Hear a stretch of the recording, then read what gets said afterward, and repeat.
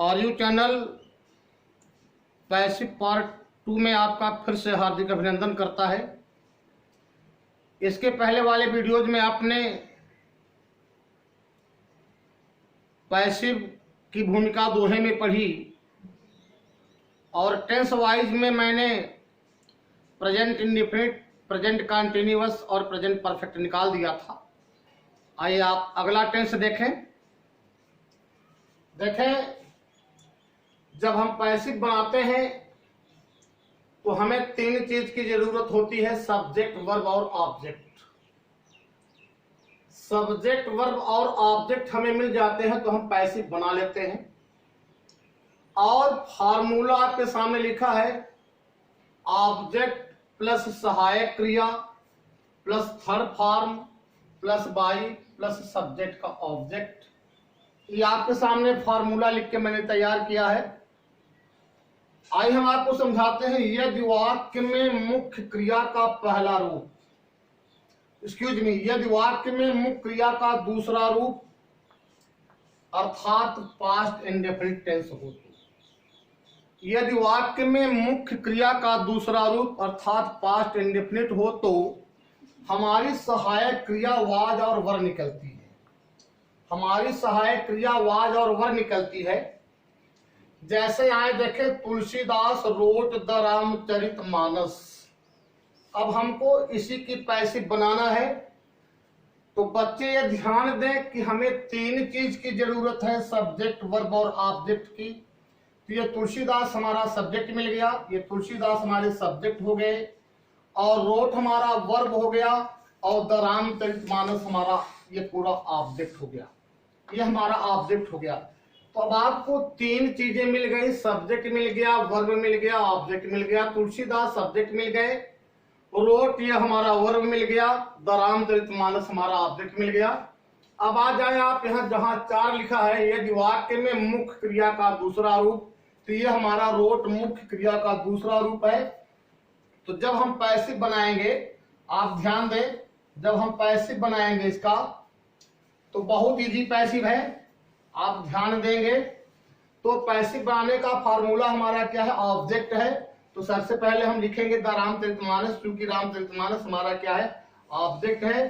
तो हम लिखते हैं, पैसिव बना रहे हैं, ये लिखा मैंने द रामचरित, CHARIT, रामचरितमानस। अब हमको ये हम ऑब्जेक्ट लिख दिया। उसके बाद हमको हेल्पिंग वर्ब बनाना है। हेल्पिंग वर्ब इसमें वाज और वर निकलती है।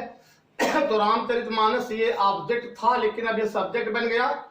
तो ये रामचरितमानस सिंगुलर है, तो हम यहाँ क्या लगाएंगे, वाज लगाया। उसके बाद लिखा मैंने रिटेन, तीसरा रूप लिखा। उसके बाद लिखा बाई, उसके बाद हम लिख देंगे तुलसीदास।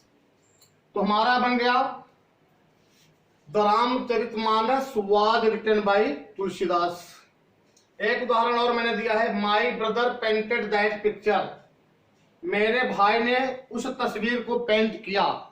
तो आप देख रहे हैं, माई ब्रदर हमारा सब्जेक्ट है, पेंटेड हमारा वर्ब है, दैट पिक्चर हमारा ऑब्जेक्ट है। तो हम पहले क्या लिखेंगे, दैट पिक्चर लिखा मैंने यहाँ, आराम से लिखा दैट पिक्चर। उसके बाद ये सिंगुलर है, सहायक क्रिया मैंने वाज लिखा। उसके बाद हम क्रिया का तीसरा रूप लेते हैं, ये लिखा मैंने पेंटेड। उसके बाद मैंने लिखा बाई माई ब्रदर, ये लिखा बाई माई ब्रदर।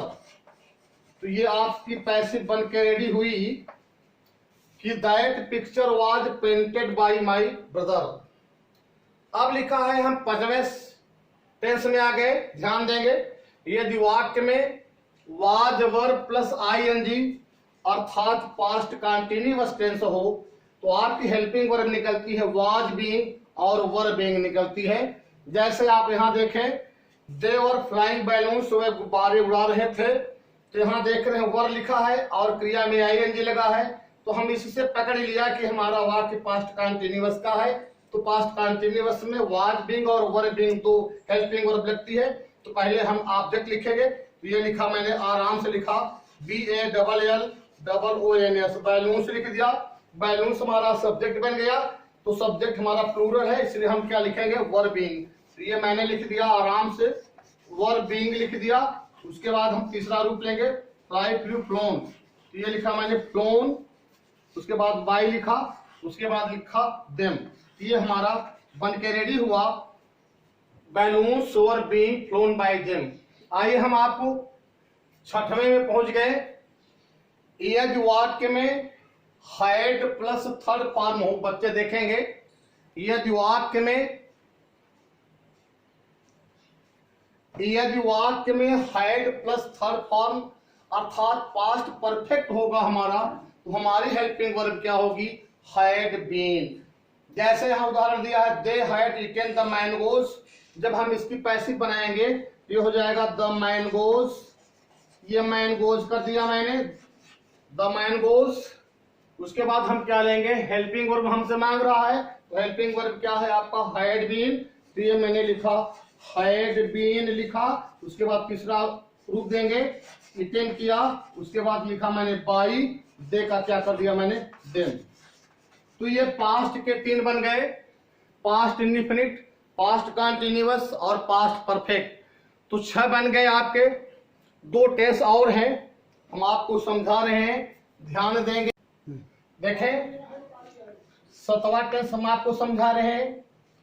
यदि वाक्य में विल, शैल प्लस क्रिया का पहला रूप अर्थात फ्यूचर इंडेफिनिट, अर्थात फ्यूचर इंडेफिनिट, अर्थात फ्यूचर इंडेफिनिट हो तो ध्यान देंगे। 7वां टेस्ट पढ़ा रहे हैं हम। यदि वाक्य में विल, शैल अर्थात क्रिया का पहला रूप अर्थात फ्यूचर इंडेफिनिट हो तो हमारी जो सहायक क्रिया निकलेगी वो हमारी सहायक क्रिया निकलेगी। ध्यान देंगे, विल बी, विल तो है, हम बी लिखते हैं, विल बी और शैल बी। और खास मुद्दा इसमें बच्चे गलत कर देते हैं, आपको ये देखना पड़ेगा कि विल बी और शैल बी तो हम लगाते हैं, तो आई और वी के साथ हम शैल लेते हैं, बाकी जो हमारे सब्जेक्ट होते हैं वो विल लेते हैं। तो आई और वी केवल शैल लेता है, बाकी हमारे सब्जेक्ट क्या लेते हैं, हेल्पिंग और विल लेते हैं। तो जैसे हम आपको समझा रहे हैं, यहां मैंने लिखा एक्टिव लिखा, देखे जैसे मैंने लिखा he will write a letter tomorrow. ये लिखा मैंने टुमारो, TOMORROW। देखेंगे बच्चे, ध्यान देंगे। तो ये 3 चीज हमें मिल गई, ये हमारा सब्जेक्ट मिल गया, ये हमारा वर्ब मिल गया और ए लेटर हमारा ऑब्जेक्ट मिल गया। तो ये हमारा सब्जेक्ट हो गया, ये हमारा वर्ब हो गया, ये हमारा ऑब्जेक्ट हो गया। ये अन्य है, इससे आप फड़ बनाए ना। तो जब हम बनाएंगे तो पहले हम ऑब्जेक्ट लेंगे, जब हम इसकी पैसिव बनाएंगे तो पहले हम क्या लेंगे, ऑब्जेक्ट लेंगे, आराम से ऑब्जेक्ट लिखेंगे। देखिए आपको हम समझा रहे हैं। तो ये पैसिव का फॉर्मूला हुआ, ये हो जाएगा अ लेटर, मैंने लिखा। उसके बाद हम बिल लगाएंगे, बिल बी लिखा। उसके बाद तीसरा रूप लगाएंगे, रिटर्न लिखा। अब लिखा बाई हिम लिखा यहाँ। उसके बाद हम आराम से टुमारो को उतार लिया, TOMORROW। इस तरह से हमारी पैसिव बन के रेडी हुई कि a letter will be written by him tomorrow. एक और देखें, अब है आपका 8वां टेंस, ध्यान दें। यदि वाक्य में will have, shall have plus क्रिया का तीसरा रूप अर्थात फ्यूचर परफेक्ट। देखें फ्यूचर परफेक्ट, ये अंतिम टेंस चल रहा है। फ्यूचर परफेक्ट हो तो हमारी सहायक क्रिया निकलेगी, सहायक क्रिया बराबर विल हैव बीन। ध्यान देंगे, जहां हैव होता है वहां बीन लगा देते हैं आराम से, और शैल हैव बीन। ये आपका बनके रेडी हो रहा है। देखिए तो हम लिखे हैं कि यदि वाक्य में विल हैव, शैल हैव, तीसरा रूप अर्थात फ्यूचर परफेक्ट हो तो सहायक क्रिया क्या निकलेगी? विल हैव बीन और शैल हैव बीन।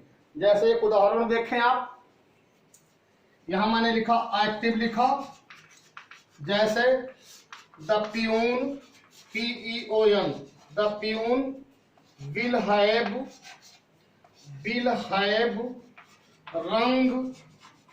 रंग द बेल, ये मैंने लिखा। आइए अब आपका ये सब्जेक्ट हो गया, ये क्या हो गया? आपका वर्ब हो गया, और ये आपका क्या हो गया? ऑब्जेक्ट। तो आइए हम बनाते हैं। पैसिव जब बनाएंगे, ध्यान दें आप, पैसिव बनाएंगे तो हो जाएगा द बेल, आराम से किया मैंने। अब हेल्पिंग वर्ब लेंगे, तो हेल्पिंग वर्ब हम क्या लेंगे? विल हैव बीन, तो ये मैंने लिखा the bell will have been. उसके बाद मैंने किया रंग, उसके बाद लिखा मैंने बाई, उसके बाद द प्यून। ये आपका बनके रेडी हो गया। और अगले वीडियोज में हम स्पेशल रूल, पैसिव के स्पेशल रूल अगले वीडियो में हम आपको भेजेंगे। बहुत बहुत धन्यवाद। Thank you very much. बहुत बहुत धन्यवाद।